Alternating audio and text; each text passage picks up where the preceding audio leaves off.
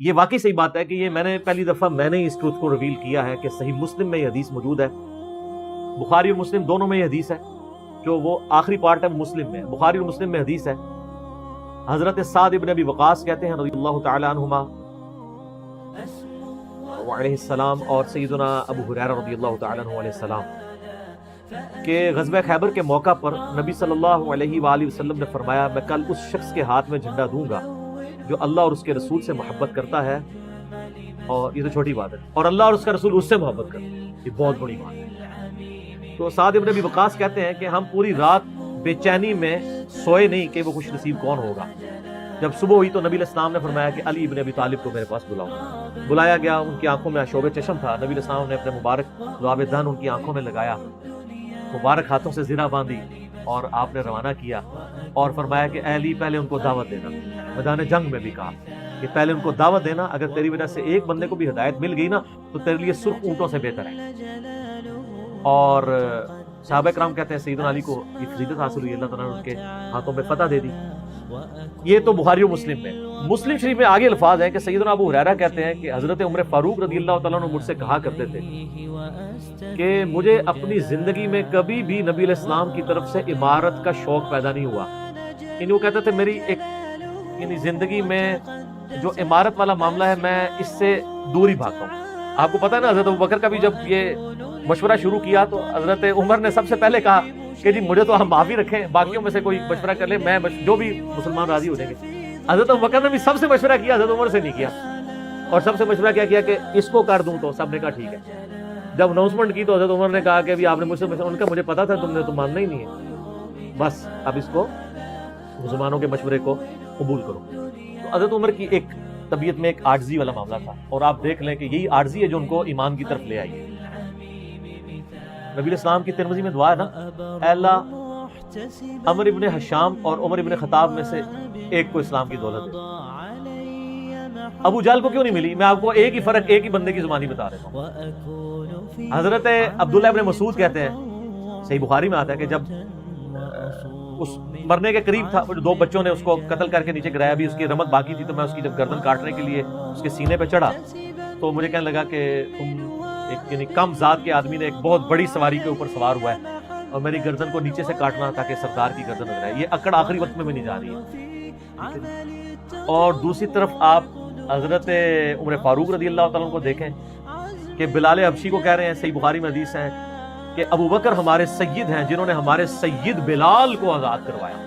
عرب کے بنو عدی کا سردار ایک حبشی کو، یہ آپ امیجن ہی نہیں کر سکتے آج کہ خاندانی وہاں پہ نظام، قریش تو اپنے برابر کسی کو سمجھتے نہیں تھے، سیدنا بلال کہتے ہیں. اور ایک دفعہ جب ابو جہل پٹائی کر رہا تھا عبداللہ ابن مسعود کی، دھکا مار کے چلا گیا. یہ سب کچھ عمر سیریز میں فلمایا قطر والوں. تو وہ اب وہ نیچے گرے پڑے ہوئے ہیں، حضرت عمر وہاں سے گزر رہے ہوتے ہیں، ابھی اسلام نہیں قبول کیا. تو وہ ہاتھ پکڑ کے اسے اٹھاتے ہیں. عبداللہ بن مسعود کی زبان سے نکل جاتا ہے کہ واللہ تم ان دونوں میں سے بہتر. یعنی جو نبی علیہ السلام نے دو مانگے ہیں نا ان میں سے تم بہتر. یعنی عاجزی ہے، یعنی ہے کافروں کی پارٹی میں اور میرے ساتھ بھی اس نے سلوک کر رہے تھے اور وہی ہوا، اللہ تعالیٰ نے کو قبول کر لیا. تو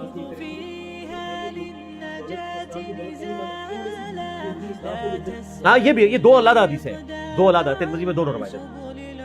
اچھا اب آپ دیکھیں کہ سیدنا عمر فاروق رضی اللہ تعالیٰ عنہ کہتے ہیں، حضرت ابو ہریرہ کہتے ہیں مسلم شریف کی اس حدیث میں کہ حضرت عمر مجھے کہا کرتے تھے مجھے پوری زندگی کبھی عمارت کا شوق نہیں ہوا سوائے اس دن کہ جس دن علی کو جھنڈا ملا. مجھے بھی خواہش تھی کہ کاش نبی علیہ السلام مجھے وہ جھنڈا.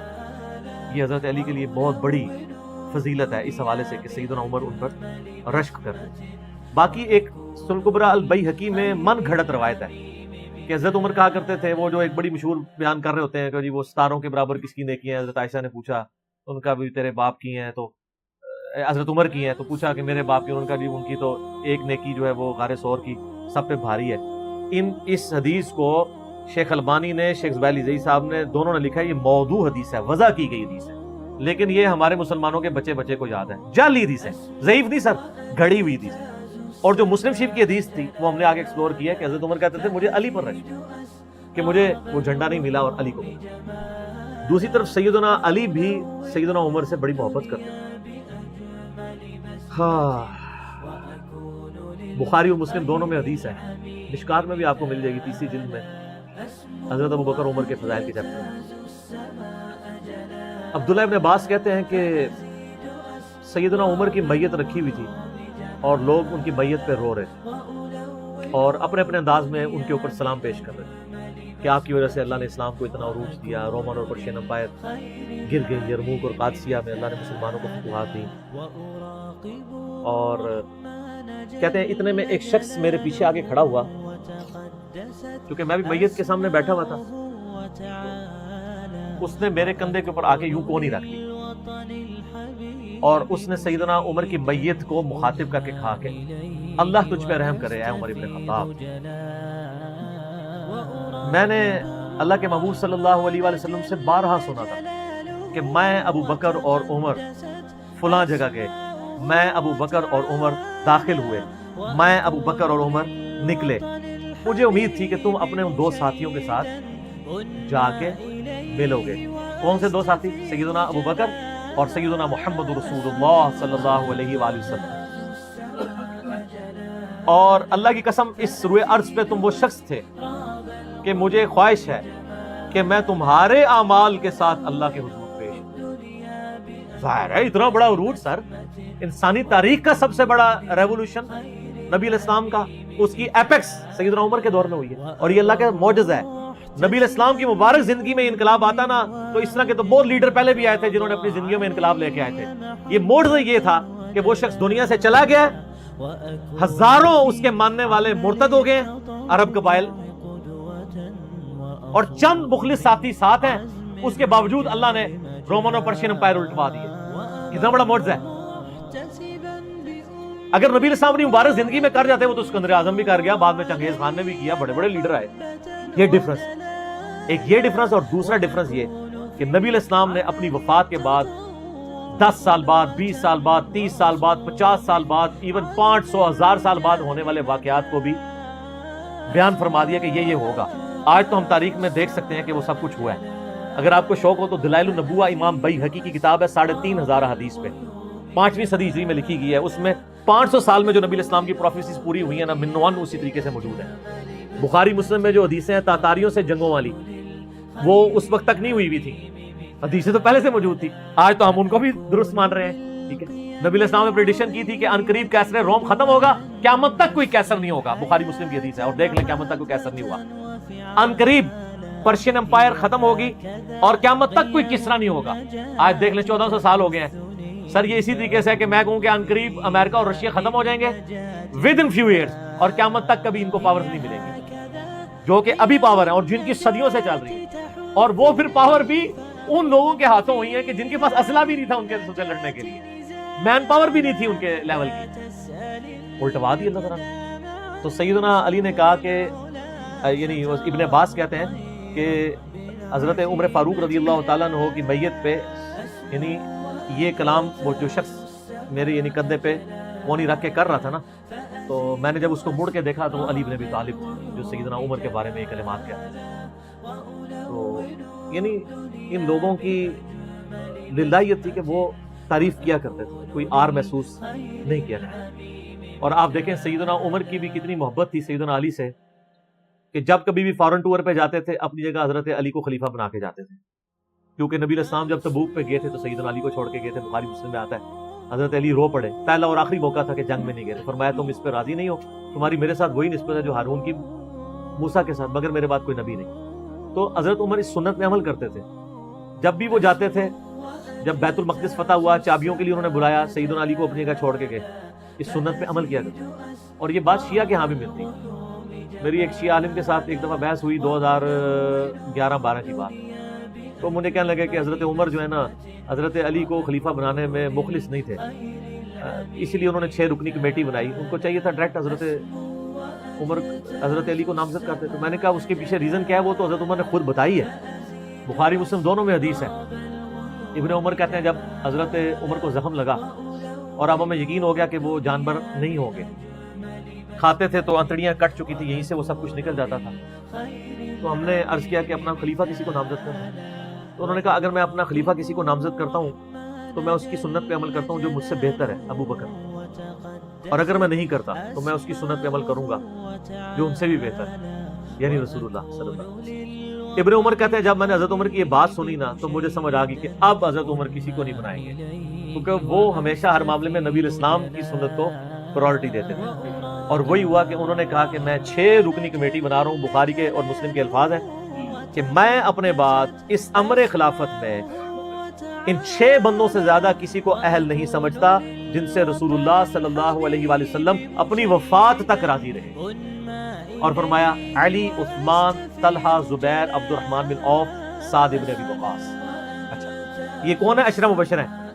عشرہ مبشرہ میں سے یہ 6 بندے باقی تھے اور ایک 7واں بھی تھا، اس کا نام اس نے لیا کہ ان کا بہنوئی تھا، سعید بن زید۔ وہ تو معاویہ کے دور میں جا کے فوت ہوئے ہیں نا، سعید بن زید تو بہت بعد میں فوت ہوئے۔ اور اسی بخاری میں الفاظ ہیں کہ عبداللہ بن عمر کو مشورے میں ضرور شامل کرنا لیکن اس کو کوئی خلیفہ نہ چنے، اور کہا کہ سعد ابن ابی وقاص پہ اگر تم متفق ہو جاؤ تو اسے خلیفہ چن لینا، اور میری اس بات کو دلیل نہ بنانا کہ میں نے اسے معزول کیا تھا پرشین امپائر کی گورنری سے، کہیں ایسا نہ ہو کہ تم اس پہ متفق اور کہو کہ اس کو تو عمر نے اتارا ہوا تھا، این ادھر رہن دو، اس دے 62 ایف لگ گئی ہے۔ یہ 62 ایف ہے ہی جعلی چیز ہے، اسلام میں کوئی 62 ایف نہیں ہے۔ اسلام میں یہ نہیں ہے کہ آپ کو مطلب موت کے غرغرے تک توبہ قبول ہے، آپ ایک بندے کے ساتھ معاملہ ہو جاتا ہے اور وہ توبہ طائب ہو جاتا ہے تو بس ٹھیک ہے، وہ تا حیات میں اہل کوئی نہیں ہوتا۔ اسلام میں کوئی تا حیات نہیں ہے۔ اللہ تعالیٰ کے ساتھ گستاخی کرنے والے کے لیے بھی جامعہ ترمذی میں حدیث ہے کہ موت کے غرغرے تک جو ہے وہ توبہ کا دروازہ کھلا ہوا ہے، موت کے غرغرے سے پہلے تو 62 ایف نہ لگا دینا اس پہ۔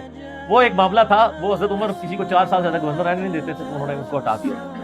تو یعنی ان لوگوں کی یہ للہیت ہوا کرتی۔ تو میں نے اس کو کہا کہ دیکھو کہ یہ وجہ تھی کہ انہوں نے نبی الاسلام کی سنت پہ عمل کیا کہ میں ان 6 بندوں سے نبی الاسلام راضی تھے، میں اس کمیٹی بناؤں گا، میں اور اس میں الفاظ ہیں بخاری مسلم میں کہ میں زندگی بھر تمہارا بوجھ اٹھاتا رہا، اپنے مرنے کے بعد تمہارا بوجھ نہیں اٹھاؤں گا، تم خود اپنا خلیفہ چن لینا ان 6 میں سے، یعنی میں کسی کو نامینیٹ نہیں کروں گا۔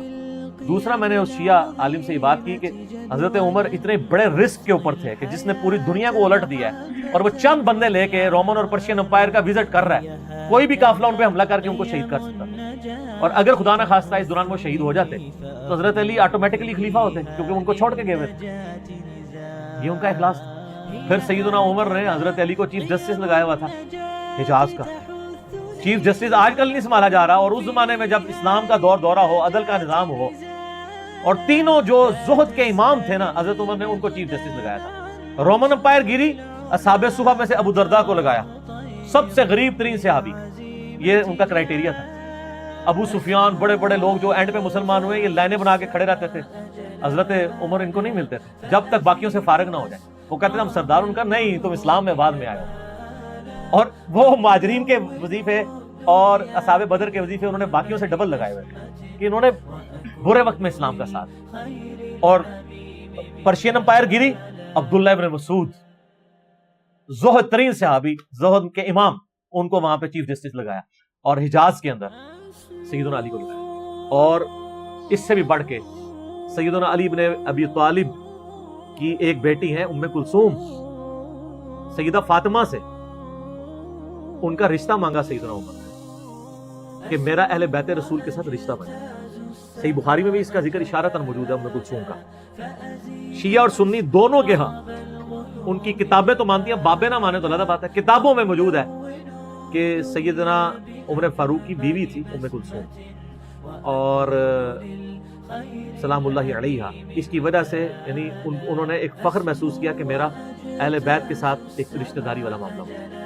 تو سیدنا عمر اس طرح کے معاملات کے اندر اہل بیت کے ساتھ بہت حسن سلوک والا معاملہ کیا، اگرچہ ان کی طبیعت میں سختی ضرور تھی لیکن جو دین کے معاملے میں تھی وہ ساری سختی اپنی ذات کے معاملے میں نہیں ہوا کرتی۔ صحیح مسلم میں ایک حدیث ہے، اسی پہ میں کنکلوڈ کرتا ہوں کہ سیدنا عمر نے ایک خواب دیکھا کہ مجھے ایک مرغے نے خواب میں ٹھونگے ماری ہیں۔ انہوں نے پھر اگلے دن خطبہ دیا، انہوں نے کہا کہ میں نے خواب میں دیکھا ہے کہ اس طرح مجھے ایک مرغ نے چونچے ماری ہیں خواب کے اندر، میں نے اس کی تعبیر یہ کی ہے کہ عنقریب مجھے قتل کر دیا، اور اگر بائی چانس اچانک میں مار دیا جاؤں، یہ تو کسی کو نہیں پتا تھا کہ وہ ایک تقریباً 3-4 دن تک زخمی حالت میں ہوش میں رہیں گے، اچانک بھی تو مر سکتے تھے اگر گردن اتر جاتی۔ اگر میں اچانک مار دیا جاؤں تو تم اس امر خلافت کو ان 6 بندوں سے باہر نہ جانے دینا، صحیح مسلم میں ان 6 بندوں کے نام نہیں ہیں، لیکن بخاری میں وہ نام بھی ہیں، سیدنا علی، عثمان، طلحہ، زبیر، عبد الرحمن بن عوف اور سعد بن ابی وقاص۔ اور انہوں نے کنسنسس کے ساتھ پھر بعد میں سیدنا علی اور عثمان ہی بچ گئے تھے، ان میں ٹائی پڑ گئی تھی تو الٹیمیٹلی پھر حضرت عثمان کو چن لیا گیا۔ تو اگر میں اچانک مار دیا جاؤں تو ان 6 بندوں سے باہر کسی کو خلیفہ نہ چننا، اور مجھے پتا ہے کہ جب تم ان 6 بندوں میں سے کسی کو خلیفہ چنو گے تو کچھ لوگ تمہاری مخالفت کریں گے، اور یہ وہی لوگ ہیں جن کو میں نے اسلام کی خاطر اپنے ہاتھوں سے مارا ہوا ہے، یعنی وہ لوگ جو بالکل اینڈ پہ مسلمان ہوئے ہیں، جن سے ہم نے غزوہ بدر، خندق، احد لڑی ہوئی ہے۔ اب یہ اینڈ پہ مسلمان ہوئے ہیں، چونکہ وہاں پہ بھی انہوں نے حکمرانی دیکھی ہوئی ہے، تو یہاں پہ بھی ان کی خواہش یہ ہوگی کہ ان میں سے کسی کو خلیفہ چنا جائے۔ تو جب تم دیکھو کہ ایسے لوگ اس خلافت کے دشمن ہیں، ان 6 میں سے کسی بندے کی خلافت کے مخالفت کر رہے ہیں، تو تم سمجھ لینا کہ یہ لوگ اللہ کے دشمن، اور دوسرے الفاظ تو بڑے سخت ہیں، کافر ہیں۔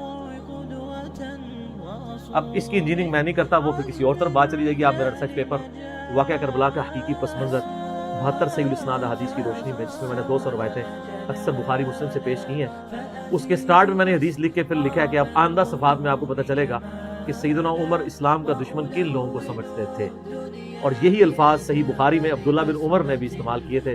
کس کے بارے میں کیے تھے وہ ہمارا ریسرچ پیپر، ٹھیک ہے۔